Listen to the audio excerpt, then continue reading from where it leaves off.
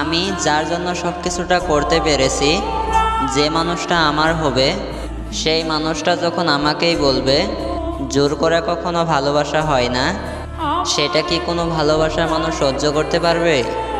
সেটা হোক বা মেয়ে, হোক বা ছেলে, সেটা কোনো বিষয় না, কিন্তু ভালোবাসার মানুষ। কিন্তু দুনিয়ার কোনো ভালোবাসার মানুষই এটা মেনে নিতে পারে না।